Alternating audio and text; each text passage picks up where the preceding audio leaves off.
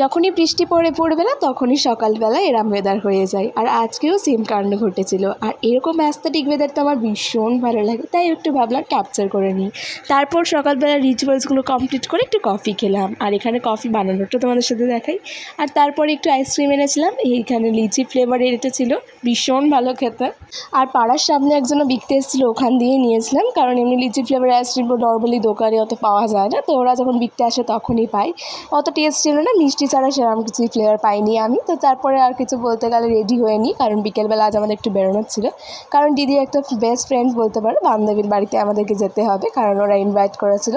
So দিদি প্রথমবার যাচ্ছে, ওই জন্য আমাকে নিয়ে গেল, কারণ ও ভাবলো যে একা একা যাবে না, তো সেই জন্যই আমি গেলাম। আর ওর বান্ধবীটা আমাকে ভীষণ ভালো চেনে, আর আমাদেরকে দুজনাকে চেনে, তো সেই জন্য আমরা চলেও গেলাম ওদের বাড়ি। আর ওদের বাড়ি পৌঁছে ভীষণ গল্প গুজব আড্ডা দিলাম। আর তারপরে তো আমাদের বাড়ির উদ্দেশ্যে বেরোতেও হবে, কিন্তু বাড়ির উদ্দেশ্যে বেরোনোর মধ্যে এখন অনেকক্ষণ থাকতেও হবে, তো 5-6 মিনিট আমরা থেকেছিলাম, ওই ঘন্টাখানেক 1 ঘন্টা। আর 5-6 মিনিট বসেই তো আমরা এখানে চলে এলাম পেয়ারা পাড়তে, কারণ আমাদের মনের মধ্যে দুর্বুদ্ধি থাকবে না, সেটা কখনো হতেও পারে না। তো এখানে ওদের পেয়ারা গাছ ছিল, আম গাছ ছিল, আর বাগানটা অনেক বড়ো ছিল। তো ওদের যে বাগানটা ছিল, তো সেখানে আমরা একটুখানি ভিডিও ক্যাপচার করি, আর তারপর এখানে একটা পেয়ারা পেরে নিলাম। একটা নয়, প্রায় 6-7টা পেয়ারা পেরে নিয়েছি। আমাদের দুষ্টু বুদ্ধি কখনো মন দিকে কুষ্ট হতে যাবে না। তারপরে একটুখানি পেয়ারা খেয়ে পর তো আমার ভীষণ কাজ ছিল, দিদিকে বললাম চল আমি বাড়ি যাবো এবারে। তো চলে এলো, বললো হ্যাঁ অনেক সন্ধ্যা হয়ে গেছে, তো এবার বাড়ি যাওয়া উচিত।